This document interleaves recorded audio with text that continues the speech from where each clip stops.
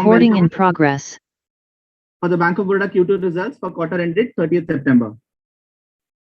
Without further ado, I request MD and CEO Shri Sanjeev Chadha to give the opening remarks. After the initial remarks, we can begin with the Q&A. Over to you, sir. So very good evening to all our friends. Thank you very much for joining us. And it's good to again see all of you in times which are improving, if not absolutely back to normal. So let me just begin by introducing my colleagues on the call who will help me again in addressing whatever questions you might have.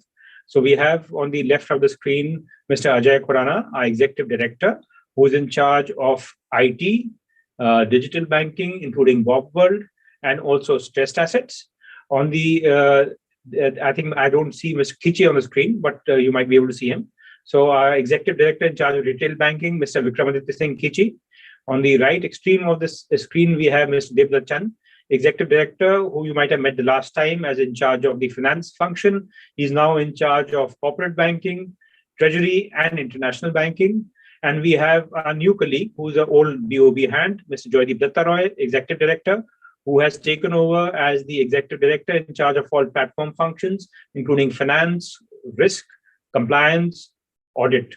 So thank you very much. And we, of course, have your old friend, Ian D'Souza, CFO is also on the call. So thank you again for joining us. I'll just take 2 or 3 minutes in terms of some broad numbers which are there. You have the copy of the presentation, so I'm sure you would have gone through that. But if you look at the current quarter, I believe that we have largely delivered on the guidance that we had given when we met last. We have been guiding that although the second wave has been damaging, particularly in creating stress on the MSME and the retail book, but the continued improvement in the credit cycle as far as corporate is concerned will outweigh that. And therefore, on a net-net basis, credit costs will continue to trend downwards, and that will have a salutary impact on profitability.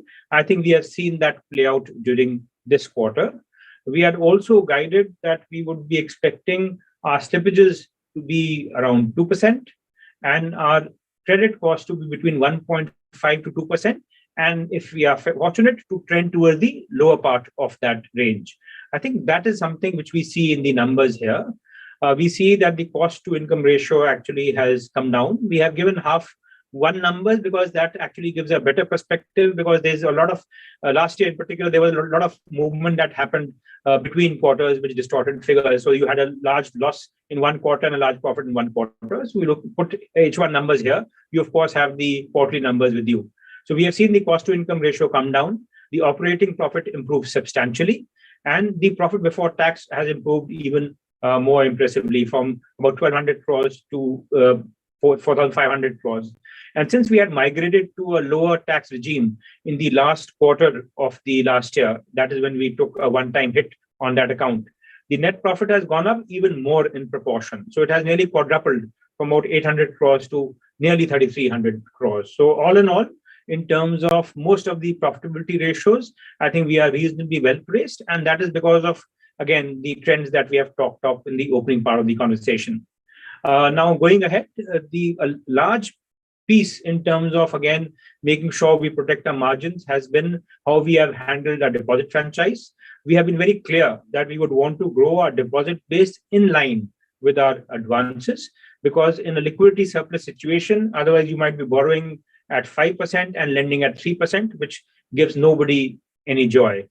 So we have seen almost our entire growth come from CASA. So you see the current deposits have grown 15%, savings by more than 12%, and bulk deposit, which was the expensive part of the deposit book, has come down by 23%. So all in all, we believe that we have been fairly disciplined deposit growth, and that has been a key part in terms of making sure that we maintain margins. On the credit side also, we have had a similar view that we would not want to chase growth in a liquidity surplus situation, which can depress margins to a point where the risk-adjusted return becomes negative, which is why our corporate growth has been muted, although this quarter has seen a fair bit of recovery. And last quarter was about a degrowth of 10%. Now we actually are on a YOY flat basis. But within the loan portfolio, our retail continues to go reasonably well at 10%. Within that, we acknowledge that home loan is muted and needs to pick up. This is largely because of the fact that there's a lot of refinance that happens in a falling interest rate regime. I think that should level off now, but that's responsible for the fact that net growth is low. But in other parts of the portfolio, like auto loans, personal loans, education loans, we have grown significantly ahead of the market.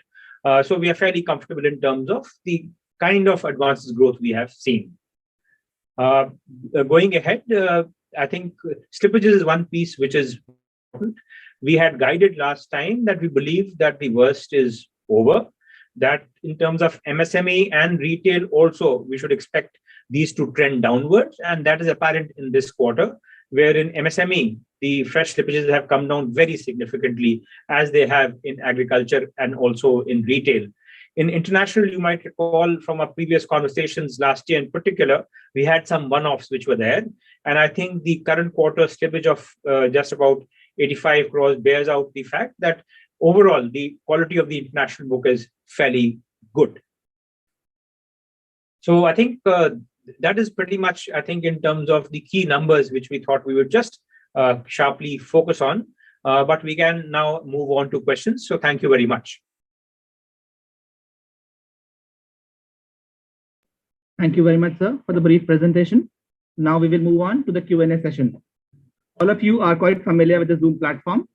In case anybody wants to ask question, please raise your hand, and even a Q&A option is available for the same, where you can type your questions and we can read out to the management. We are now opening the floor to you. Please limit your questions to 2 initially. If you want to ask more questions, we can come back to you at a later stage. The floor is open. Hi, good evening, everybody. Maruk, please go ahead and ask your question. Yeah, hello, sir. Good evening. Sir, what is the size of the restructured book now? So both restructuring 1, restructuring 2, and the MSME restructuring that you would have done in the earlier schemes. So what is the total size of the restructured book? So thank you, Maruf. Good to hear from you and good to see that you have beaten Mr. Ajmera on the first question. I wonder whether he's there or not. But I'll request Mr. Khurana to answer the question, please. Yeah, total in standard assets, our restructure book is 20,500 crores, which includes framework 1, framework 2, as well as old MSME restructuring. Sorry, how much, sir? 20,500 crores. Got it, sir. So, and there has been a sharp decline in yield on domestic loans, though the home loan piece has not grown that much. So would there have been a reversal on the NBFC account that slipped? What would explain the fall in yield during the quarter? So I think, Maruf, you're right in your assessment. To some extent, that is the reason. So there was, we were provisioning for the interest we were booking on that, on the NBFC loan, because there was a stay in terms of its classification. Now that figure has moved up from the provisioning line into the interest line. So that has had some impact. Otherwise, in terms of NIMs, between last quarter and this quarter, we'd largely be steady. Okay, so this would also, what would be the rough reversal of interest this quarter? Ian, if you want to take that, please. So the rough reversal would, if you look at it on an incremental basis, it's a normal BAU actually interest reversal.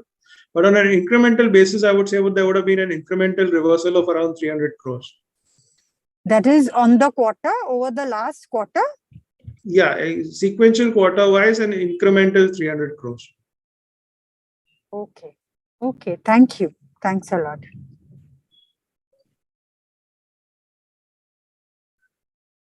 The next question is from Amit Premchand. Please go ahead and ask your question.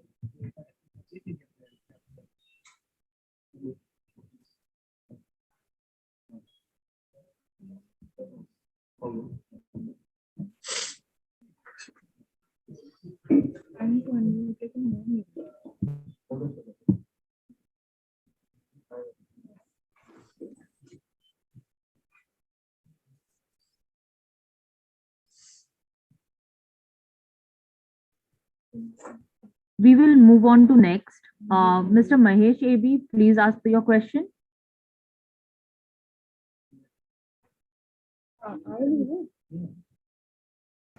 Hi, just a couple of questions from my side. One is just a clarification to Mark's question. You indicated that these restructured loans was 20,000 crores this quarter. Sequentially, what was it in the previous quarter? Because I think I have a number of 25,000. So I think there are various ways of classifying, right? One is standard restructured, and then there's restructured. So the 20,500 crore figure is the standard restructured. Okay, and do you have a corresponding number for the previous quarter as well? We can, I think, give that to you. My own sense is it may not have changed very much, but if Kuranji has it readily available, you can just apply that. From previous quarter, there's a little movement. Only 1,400 crores has been added. 1,400. Okay, perfect. So if I go to slide number 20, and if you just kind of look at the outstanding stock of your net and gross NPL book today, what is kind of visibility you have in terms of the resolutions here from here onwards? The stock of loans is reasonably high here on the NPL line. Just if you could give us some clarity on how are you approaching this book? Kuranji, would you want to take that? Our total 59,504 crores gross NPA. 18,769 is that is corporate. Yeah. So where most of the accounts we are moving towards NCLT and going for that process. The process is going on, and wherever it is not initiated, recently added, that also will be we are going to start. And other regarding this MSME and retail, I would like to tell you that our resolution and retail is those accounts which are added in March and June. There has been a good upgradation and recovery in those accounts, and we have been going for campaigns also, and there's a good movement there. So this is and for agriculture also we are running a campaign that for these accounts. This is how we are moving, and for sorry, just to step in here, just wanted to understand on the corporate side specifically, is there some visibility of how are you seeing for the second half of this year, given that there has been some resolutions on the ground, or are these completely sticky ones that you will have to write it off? What's your assessment from here onwards? These are not, these accounts are, we are hopeful of getting good recovery in NCLT. That is one. Second is some OTS has also already been sanctioned. We are expecting recovery from that also.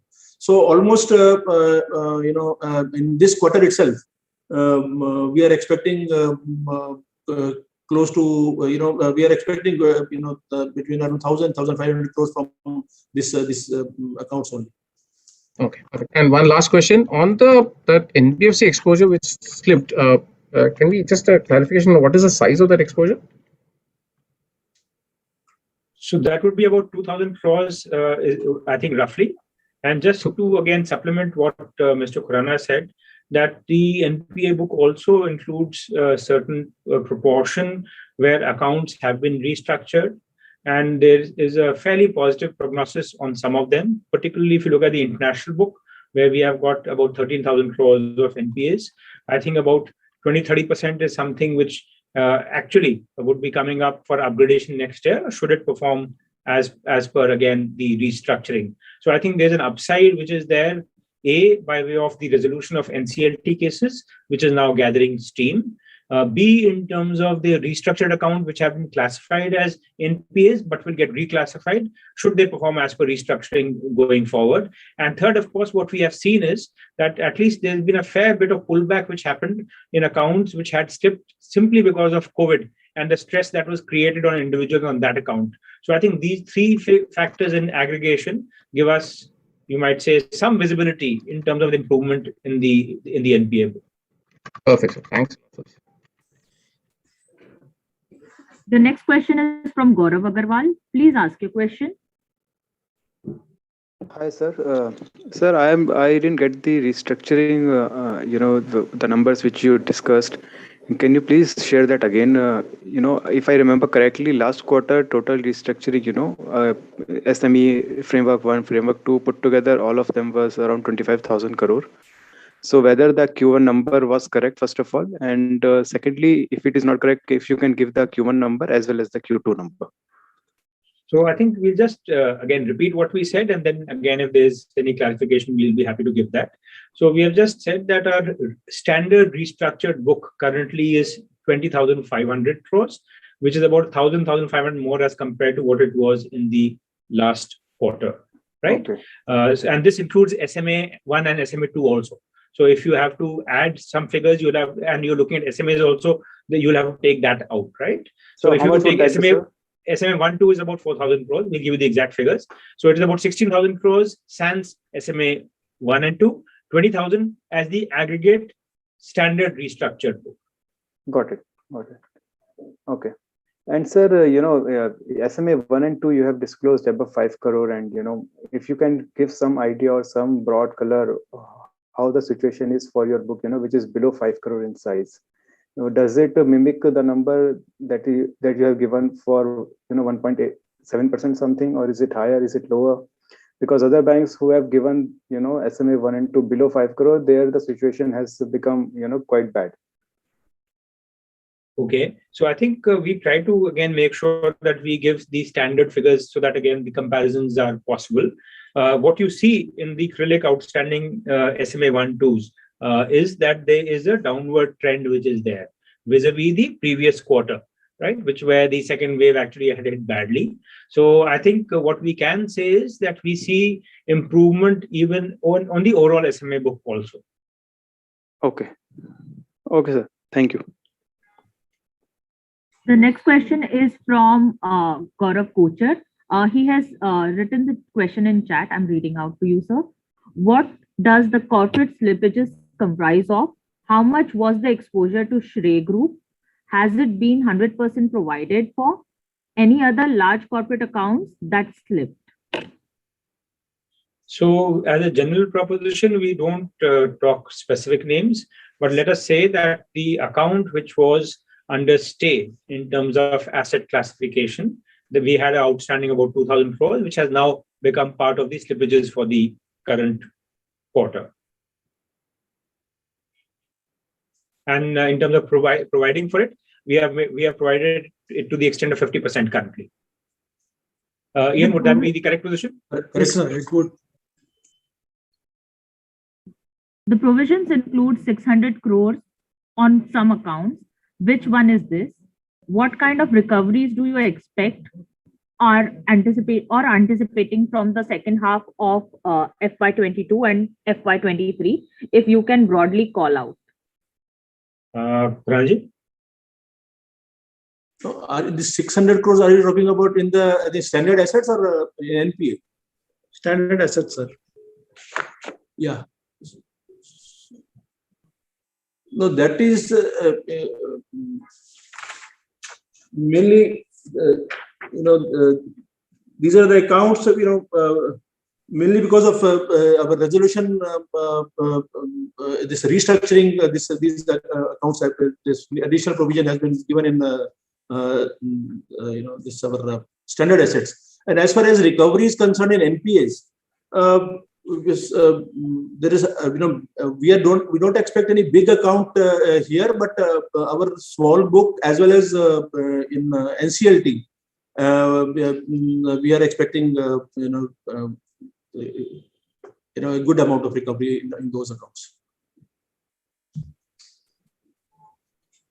The next question is from Suraj Das. Please ask your question.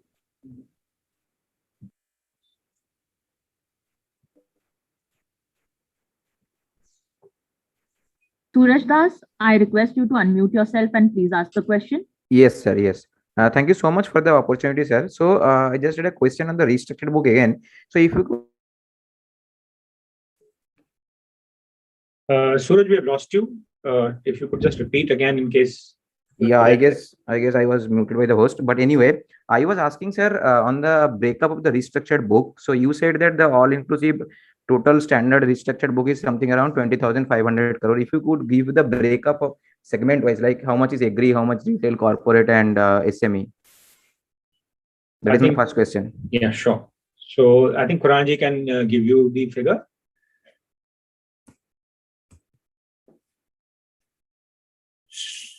So I think you are on mute. Yeah. Sir, Yes, I can give I'm that. sorry. Yeah. So yeah, Kunalji, you got the figure? Yes, I have got the figure, sir. Yeah, please. This 20,500 crores, which is total restructure book under standard assets, majority 7,400 is large corporate, 6,700 is MSME, 5,400 is in retail, and all others, including international, around 900 crores. Okay, sir. Okay, understood. And sir, on the second question is, sir, on the SRE exposure, sir, that you said something around 2,400 crore. How much provision you are currently having on that NBFC account? We said we had a 50% provision. It's around 1,900 crores. 1,900 to 2,000. We have around 50%. Okay, sir. Okay. And sir, on the recovery from TWO accounts, we have seen a large number here in this quarter. So does this include the Diwan recovery, or the Diwan recovery has been included in the upgrades number in movement in GNPA? No, that includes the Diwan recovery. Okay, so that is basically Diwan recovery. And sir, if I may know the amount as well here. Total Diwan recovery has been 877 crores. Okay, sir. And sir, one last question on the recovery pipeline. So you said that you have certain bit of expectation on the NCLT accounts, as well as there are granular accounts as well, where you were expecting a fair bit of recovery going ahead. So broadly, sir, in the second half of this fiscal, how much recovery you would expect? Because in the first half, the recovery has been recovery plus upgrade has been pretty good to the tune of 9 to 10,000 crore. So are you expecting similar amount, or it will be much higher or something like that? If you can give a fair bit of guidance there. No, in the first quarter, two major things have happened. That is, one is of course Diwan, and other is restructure upgradation. So those two things are not there this next half year, but still we are expecting around 7 to 8,000 crores recovery during this half year. The next question is from Saurabh Kumar. Please ask your question.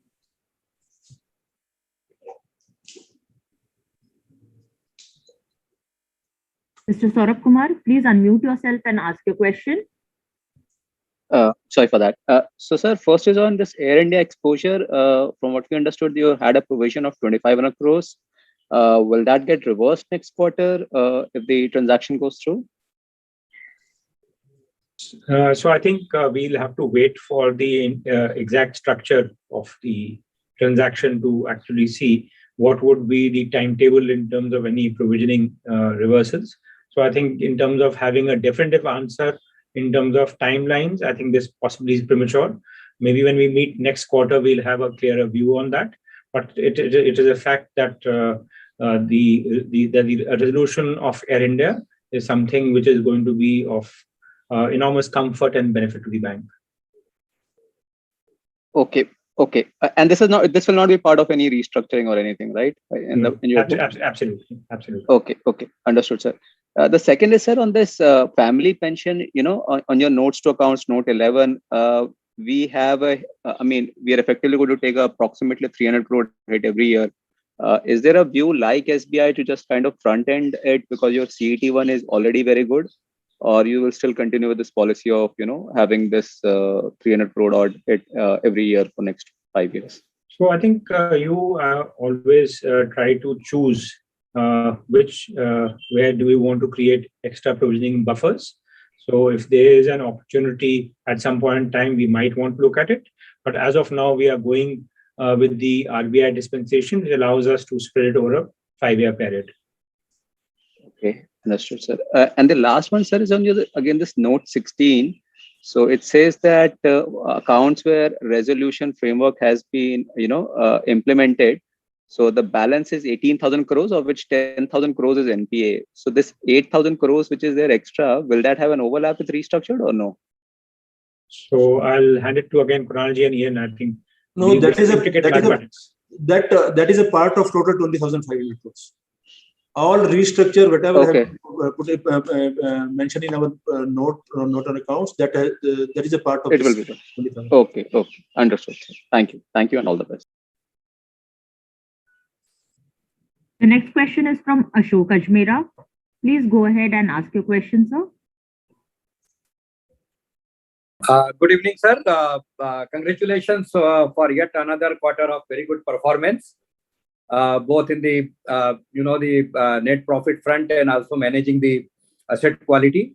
Sir, my main question is on the road ahead, sir. So, what are your views, sir, for the credit growth in the coming quarters and the year about the bank? And are you now, since you are comfortable on capital adequacy and other things, I mean, will you be looking at some of those sectors where you are going slow in the past, like the real estate, construction, the NBFC? So where do you see the growth, credit growth coming in from? And what is the pipeline, sir? So thank you very much, Ajmera-ji. We missed you at the beginning of the call. That's where we normally again meet you. But thank you very much for joining us. So I think when it comes to credit growth, I think we have tried to focus on the areas where we believe we could have protected our margins. And therefore, we find that retail credit growth has been 10% and corporate is largely flat. But corporate is a very large part of our book, more than 50%. And therefore, if the overall book has to grow, corporate must contribute. And that's something that we are hoping that starts happening now that there is some kind of recovery in place. Also, again, working capital limits, which were at a low level of utilization, we expect that to start improving. We also have seen a fair bit in terms of proposals for brownfield expansions, large players who are fairly dominant in their segment, increasing capacity. So those are proposals which we already have, and we are actually in the process of approving, or we have already approved. So these also should be getting disbursed. So we are fairly sanguine that over the next few quarters, the corporate growth should be significantly better as compared to what it was, because the climate has improved substantially. But I'll just hand it over to Mr. Devdutt Chand, who now handles the portfolio, to give you a ground level feel in terms of how he sees things. Yes, sir. Sure. Yeah. See, if you look at the corporate growth on a YOY, it's flat 0.31%, but sequentially the growth is almost like 6%. So we built up the momentum now in terms of capitalizing on the corporate loan book growth. And as MD sir rightly said, this is start of the busy season also. And a lot of honorable limits are there, a lot of pipeline cases are there. So we're quite hopeful of at least growing at the industrial average line. And that's quite can be quite a good possibility as far as the loan growth is concerned. Sir, my extended question on this was, covering the industries like NBFCs, even A-rated and this thing, which is still not being looked positively, and some of the construction loan, and also the co-lending kind of things, by which you can penetrate to the lower segment of the society, where the average size is 2 lakh, 2.5 lakh rupees through this NBFCs and co-lending. So on that, any firm view on that, or any policy decisions on that have you taken, so that we can understand the kind of the growth which is coming in? So I think one of the challenges that we had was that there was a point in time when our exposure to the NBFC sector was disproportionate as compared to other players in the market. So it was as much as 14-15% as compared to 8% average for the market. I believe the correction that was necessary has already happened. And therefore, for us, you are absolutely right. It is the right time to again look at NBFC growth and have good quality growth. And among the instruments that are available to us, of course, is to lend directly, and also to lend again through co-lending, pool purchases, once we actually have some you might say clarifications in terms of the regulatory dispensation. But we are very positively inclined towards again looking at the NBFC portfolio and see how it can again return to growth mode. Good, sir. The last question, sir, is on the, our treasury has been performing very well. There are good amount of trading gains from the sale of investments also. Like almost about 2,200 crore in this last two quarters of the sale profit on the sale of investments, and even treasury income recovery from the return of accounts. So what is this pattern is going to continue according to you for the remaining 2 quarters of this year, the same trend, or do you see some kind of decline in that, sir? So I think the interest rates have started hardening, and therefore I don't think there's any possibility that the kind of gains that we saw over the last 2 or 3 or 4 quarters, that we could see them extending indefinitely in the future. They will start trending downwards going ahead. But this is something which is part of the normal business cycle, that when the economic climate improves, interest rates tend to rise. And along with interest rates rising, your NII will start improving on your loan book, but the treasury gains will get muted. So we would expect that pattern to manifest itself. Okay, thanks a lot, sir. Thank you very much, sir. The next question is from Manish Agarwal. What is the total standard restructured provision outstanding? Is there any contingent provision and floating provision in the book, if it can be quantified? Thank you. Ian, would you want to take that question, please? I said I'll just come back with the data, Manish. If you can reach out to me, I'll give you that data separately. I don't have it handy. So I'll just again broadly address the question for Manish. So actually, we are not carrying any specific COVID provisions on a book. But again, we have also pointed out in the past, and you might say that's consistent with the fact that credit costs are coming down, right? You would normally provide when you expect credit costs to go up. We expect them to come down. The other part is that the bank, again, traditionally does provide at slightly higher levels as compared to the regulatory requirement. For instance, we provide at 20% for our substandard assets as compared to 15%, which the RBI requires. And similarly, also, there are certain other categories, including say unsecured loans, where we make higher provisions. So to that extent, we hold provisions which are more than the regulatory requirement. The next question is from Rakesh Kumar. Please unmute yourself and ask the question. Yeah, hi, good evening, sir. Can you hear me? Clearly. Yeah, thank you. Thanks for the opportunity, sir. So the first question is pertaining to the slide number 20, industry-wise NPA in telecom sector, which has now become kind of a negligible number. So was this completely provided and written off in this quarter? What is the status on this, sir? So yes, I think that would probably be the position, but I'll just request Khurana ji to take the question. Yes, you're right. That fully provided, and we have written up. So which loan account is that, sir? So let's refrain from names, but I think there are no prizes for guessing them, right? Okay. And so out of this total write-off of around 5,300 crore, is there any other lumpy account apart from this number? So I think there would be about another account, which also would be a significant figure. But again, Rana ji, Ian, if you might want to give any color on that, please. There was a set of 3 accounts belonging to the same group, which collectively, so there was a finance company in that group, a telecom company in the group. All of them together was around the 3,500 kind of out of the 5,200. So a large portion of the 5,200 was just in these 3 accounts. Okay. And pertaining to the notes of accounts number 11 in the standalone entity, there is a 600 crore of additional provision that we have made in this quarter. So can you just clarify? It is also pertaining to the previous question asked by Manish. So what is the total stressed standard asset provisions that we have apart from this 600 crore? So let me attempt to take the first question first. The second question we'll reply separately. This 600 crores is for 3 accounts that could potentially get downgraded in the next quarter or next quarter and a half. So there are specific accounts where there are signs of excipient stress, and we chose to take a provision in these 3 accounts in this quarter. There is your more overarching question. I will get back to you. You can reach out to me separately and we can discuss that separately. Hey, Ian, I can pitch in there. In fact, 20,500 is a standard restructured book. And in the RF1 and RF2, it was 10% provision. That makes it around 2,000 crores there.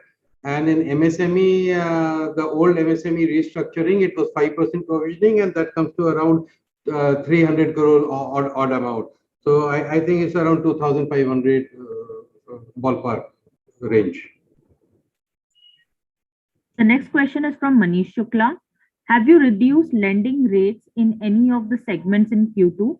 The entire QOQ decline in NIM is due to interest reversal of NPA, or is there something else dragging the NIM? Thank you.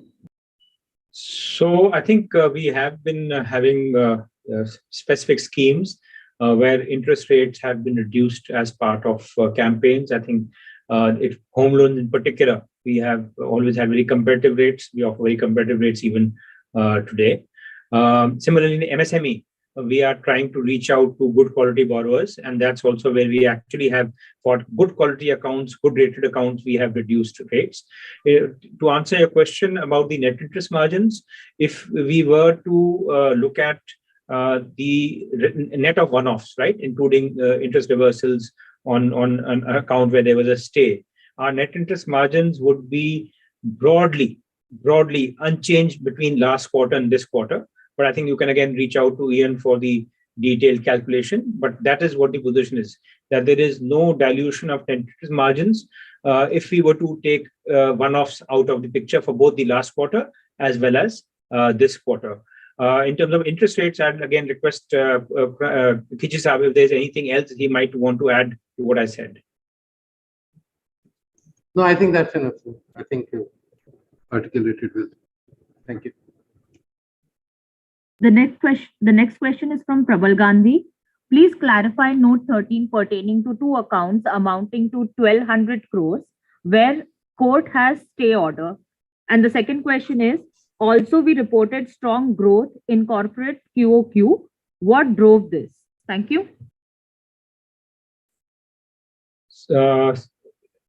Kunalji, would that note on account be something that you might want to comment on? Yes, no. Yes, sir. These are the 2 accounts where actually there is no repayment and their accounts are NPA. But because of court order, we are unable to make them NPA. But we have provided them full. It's almost 100% we have provided. So these are the 2 accounts. Because of that, this amount is mentioned. Yeah, and as far as corporate is concerned, I'll request again Chansab if he would want to answer the question, please. Can you please repeat on the corporate side? So it was about the Q&Q growth again. How is it that after a degrowth in the first quarter, we had a fairly smart growth Q&Q? So if you look at the corporate credit on a YOY, it is flat, but on a sequential, it is almost 6%. So there is a good momentum with regard to the growth in corporate credit. And now in Q3, at the start of the busy season, with a lot of pipeline cases we do have, we expect a substantial robust growth for this quarter, at least to the extent of the industry average.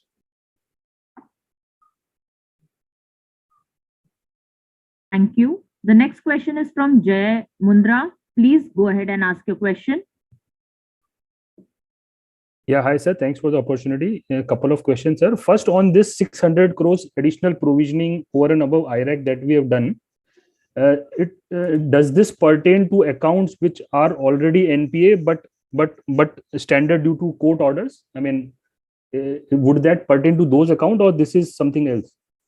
So I think Kunalji mentioned that these are accounts, or Ian I think mentioned that these are accounts which we believe are likely to slip. So in anticipation of the slippage, we have made provisions. They are not constrained by any court order. Well, Ian, would that be the correct position? Yes, sir. Yes, sir. Understood. And this 600 provisioning would be, I mean, would cover what kind of a provisioning there? I mean, 30%, 25%, just to understand what could be the It's at different stages. It's that three diverse companies. In one case, it would be probably 100%. In other case, about 20%. So it really varies. It is a mixed bag. Okay. And if you can specify the sector, sir, for these three groups where you are envisaging slippages going ahead? No, these three companies. It's not just three loan accounts actually. So largely, 2 out of the 3 are power companies. Okay. And which is, I think this power group or power companies has been technically NPA, but has been made standard because of the court order, right? Is the same? No, it's not court orders. It is just showing a bit of stress in the banking sector, and hence it may slip is our prognosis. Understood. And the second question, sir, is on slippages. So in your opening remarks, you mentioned that, the endeavor would be to around 2% kind of a slippages. And if I see the fresh slippages without taking into account the debits to existing NPA, this is around 10,000 crore for first half, which would translate to somewhere around 1.5% of loans. So how should one look at does this mean that the second half should be a very normal kind of a run rate slippages to have the 2% run rate? So I think we can look at it in two contexts. One is that the figure is possibly closer to 9,000 crores, I think what we have seen in the first half of the year. And within that, there's a figure of 2,000 crores, which actually pertains to last year, right? Where we were making provisioning, but it was not classified as a slippage. Right. So I think the guidance that we have given of about 2% should still stand. At worst, you might say it is going to be adjusted for what was the slippage of last year. But we are broadly in line in terms of where things are. And you're right, we expect a better second half as compared to the first half. Understandably, because of the fact that the first half, particularly for MSME and retail, was ravaged by the second wave. Right, understood. And just to clarify, in your slippages for first half, these are gross slippages for the quarter, right? We are not netting off inter-quarter. No, these are gross slippages. So net of pullbacks of the first quarter that we saw in the second quarter, the first quarter net slippage would be 3,374 crores. Sorry, sir, I did not get this. So this is gross slippages. The net slippages would be significantly lower. For instance, the first quarter, the net slippage is not 5,000 something; it is 3,300. The net as compared to gross. Right. No, I'm saying the slippages for this quarter, 5,200 crore. If you have recovered something from one first quarter slippages, that is part of recovery and upgrade, right? Not it has been netted from this quarter slippages. Absolutely. No, it's not netted. Correct. Sure.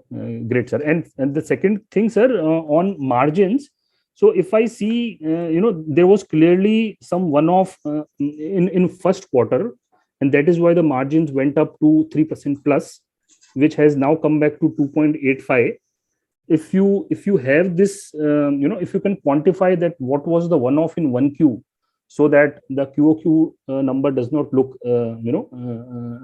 haywire in that sense. I think there was some recovery or there was something else. Yeah. So we'll give you the details. We'll give you the details in terms of both Q1 one-off and the Q2 one-off, which was the state account.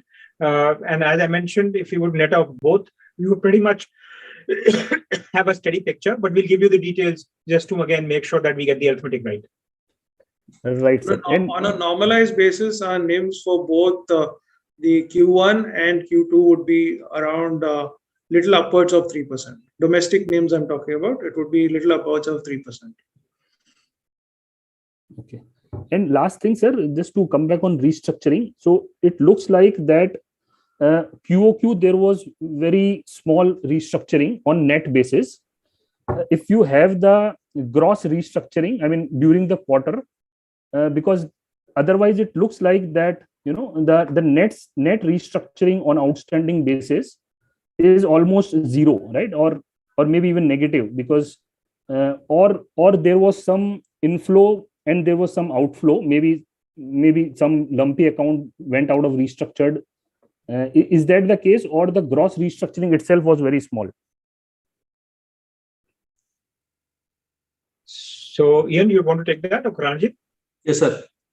See, from June to September, there is a 1,400 crores addition in restructuring. There is no reduction in, big reduction. So this restructuring, this number is slow in second quarter.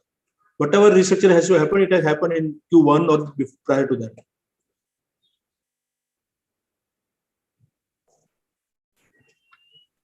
Yeah. The next question is from Sonal Kohli. Please go ahead and ask your question. So the total restructured book which you gave of 20,500 crores, does that also include the MSME old restructured book?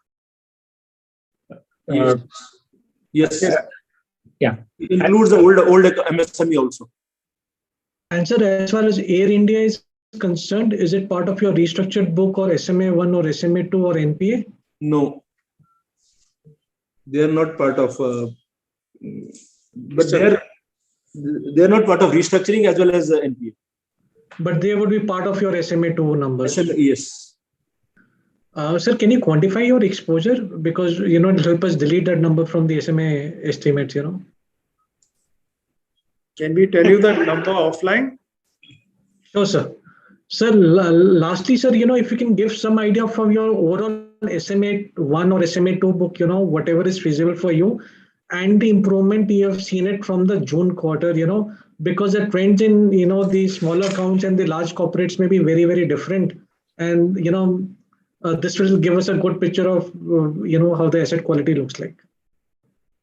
So let me say that the trend that you see in the acrylic accounts in terms of the reduction in the SMAs is also reflected, if not exactly in the same measure, in substantial measure in the overall book. Sir, but would it be fair to say that your, SMA 1 and 2 in below 5 crores account would be significantly higher than your, above 5 crores SMA? I think now we are getting into specifics which may be beyond what, again, is part of our standard presentation, right? We can always discuss some things offline, but the improvement in the trend vis-a-vis the previous quarters extends beyond the acrylic account. Sure, sir. Thank you so much. We'll discuss it offline. We will now take only the last two questions of the evening. The next question is from Aman Ilahi. Please unmute yourself and ask a question. Yeah, hi, sir.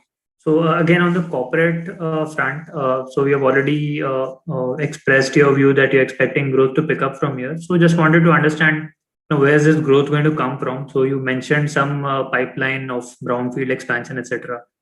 So are you expecting better utilization on the working capital front, or are you expecting better CapEx demand coming in the coming quarters? And again, just to set some context, would you also share what is the current working capital utilization there?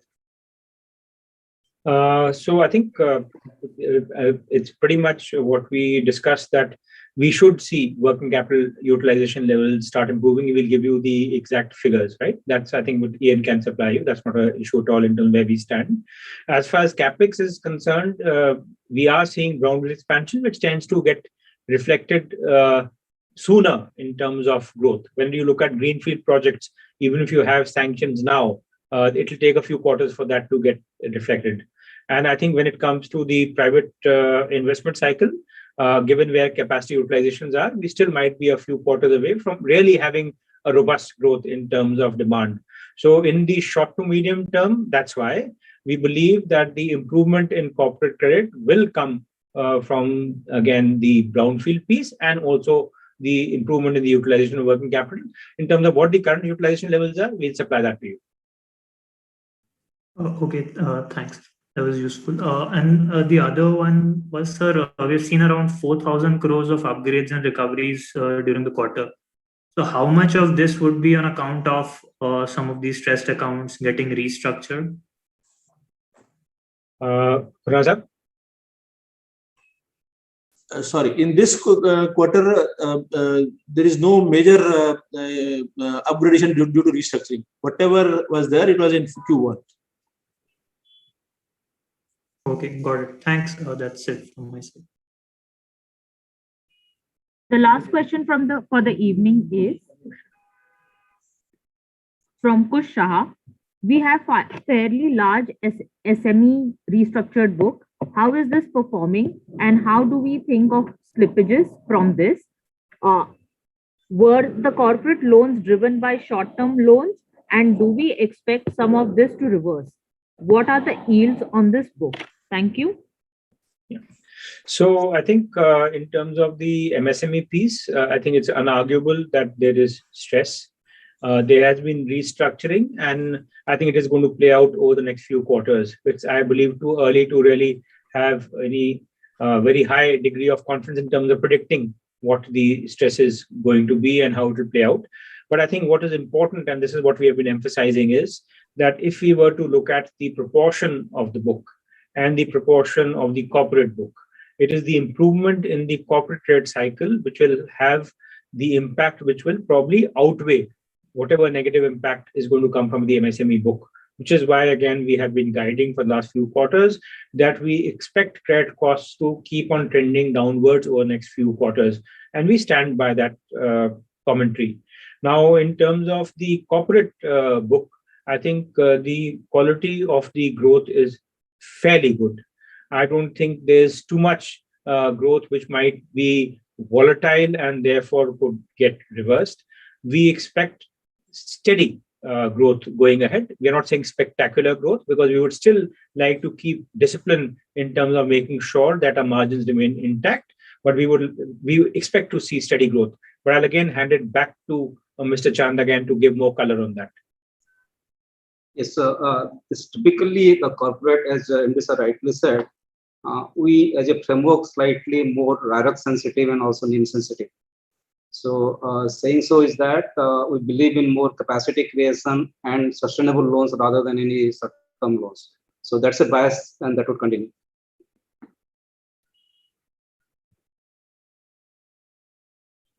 Thank you, sir. So that was the last question. I now request our CFO, Sri Ian D'Souza, to give the vote of thanks. Thank you, everyone, for joining us on this call. It has been an immense pleasure addressing you. We've had a very good quarter and look forward to many more.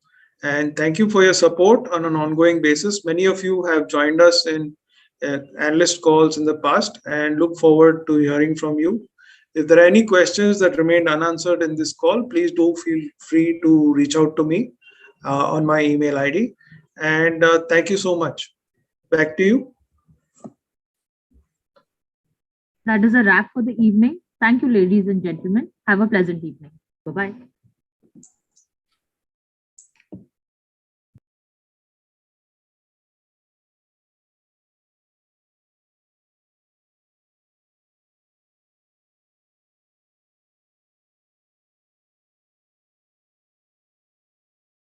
Recording stopped.